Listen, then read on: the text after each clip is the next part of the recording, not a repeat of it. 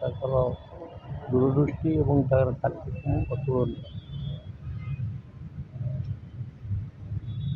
ଗୋଟେ ଅମୂଲ୍ୟ ରତ୍ନ ଭାରତ ହରେଇଲା। ଆଜି ଯେଉଁ ଯୋଜନାମାନ ସବୁ ଦେଖୁଛନ୍ତି ସେ ତାର ମୂଳଦୁଆ ସେ ହିଁ ପକେଇଛି। ଆଜିକାଲି ବହୁ ଲୋକ ଆମେ ରାଜନୀତି କରୁଛେ କେବଳ ଭୋଟ ଦୃଷ୍ଟିକୋଣରୁ ଦେଶର ଅର୍ଥନୀତିକୁ ମଧ୍ୟ ପରିଚାଳିତ କରୁଛନ୍ତି ଏବଂ ଦେଶର ଶାସନ ମଧ୍ୟ ସେ ବିଷୟରେ କରୁଛନ୍ତି। ସିଏ ସେପରି ବ୍ୟକ୍ତି ନଥିଲେ। ଜବାହରଲାଲ ନେହେରୁ, ଲାଲ ବାହାଦୁର ଶାସ୍ତ୍ରୀ, ଅଟଳ ବିହାରୀ ବାଜପେୟୀଙ୍କ ପରେ ଜଣେ ଉପଯୁକ୍ତ ପ୍ରଧାନମନ୍ତ୍ରୀ ଭାରତବର୍ଷର ଆତ୍ମାକୁ ସେ ଠିକ୍ ଭାବରେ ଚିହ୍ନିଥିଲେ ଏବଂ ଭାରତବର୍ଷ ପାଇଁ କି ଭଳିଆ କାର୍ଯ୍ୟକ୍ରମ ଦରକାର ତାର ସେ ଦୂରଦୃଷ୍ଟି, ସେ ଜ୍ଞାନ ଏବଂ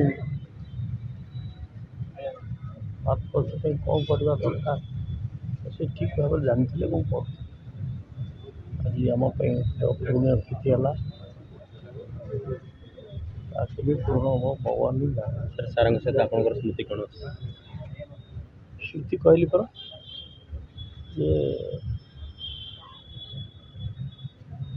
ପ୍ଲାନିଂ କମିଶନ ଥିଲେ ସେଦିନ ମୁଁ ତାଙ୍କୁ ମନ୍ତ୍ରୀ ଥିଲାବେଳେ ପ୍ଲାନିଂ କମିଶନ ସହିତ ଆଲୋଚନା କରିବାକୁ ପଡ଼େ। ସେତେବେଳେ ଦେଖା ହେଇଥିଲା, ଅର୍ଥମନ୍ତ୍ରୀ ବେଳେ ଦେଖା ହେଇଥିଲା, ପ୍ରଧାନମନ୍ତ୍ରୀ ବେଳେ ବି ଦେଖା, ପ୍ରଧାନମନ୍ତ୍ରୀ ନଥିଲା ବେଳେ ମଧ୍ୟ ଦେଖା ହେଇଥିଲା। ଖୁବ୍ କମ୍ କଥା କହନ୍ତି କିନ୍ତୁ ମଞ୍ଜି କଥା କହନ୍ତି। ମୋଟାମୋଟି ଭାବରେ କହିବାକୁ ଗଲେ ଭାରତବର୍ଷରେ ଏଭଳି ଜଣେ ରାଜନେତା ମିଳିବା